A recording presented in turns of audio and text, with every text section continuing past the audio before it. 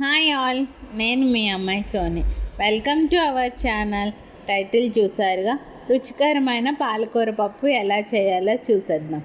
దానికోసం నానబెట్టిన కందిపప్పుని ప్రెషర్ కుక్కర్లో వేసుకోవాలండి.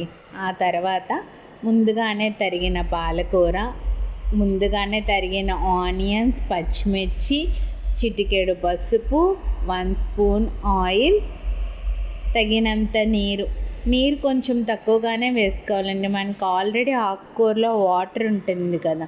ఇప్పుడు అన్నింటినీ బాగా కలిపి లిడ్ క్లోజ్ చేసుకొని 3 విజిల్స్ వచ్చేంత వరకు వెయిట్ చేయాలి.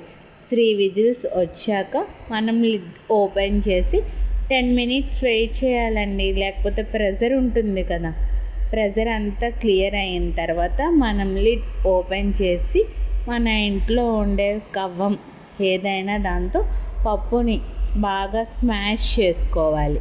స్మాష్ చేసుకున్న కందిపప్పులో నేను కొంచెం సాంబార్ పౌడర్ వేసానండి.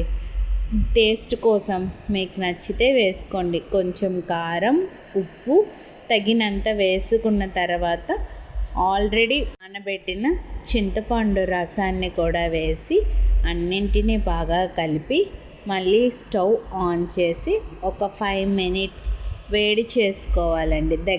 పప్పు దగ్గర అయ్యేంత వరకు వేడి చేసుకోవాలి. పోపు కోసం నేను ఇంట్లోనే చేసిన నెయ్యిని తీసుకున్నాను. అలానే తరిగి పెట్టిన వెల్లుల్లి రెబ్బలు, పెద్ద వేసి అందరు పక్కకు తీసేస్తారు కదండి, తరిగి పెట్టి చిన్నవి అయితే తినేస్తారు. ఆవాలు, దంచిన జీలకర్ర, ఫ్లేవర్ బాగుంటుందండి, అందుకు దంచి తీసుకున్నాను. కరివేపాకు, ఎండుమిర్చి వేసి తగినంత వేగిన తర్వాత మనం ఆల్రెడీ మరిగిన పాలకూర పప్పులో వేసేస్తే మనకి రుచికరమైన పాలకూర పప్పు రెడీ అయ్యిందండి. Thanks for watching. నచ్చితే ఒక లైక్ చేసేయండి మరి.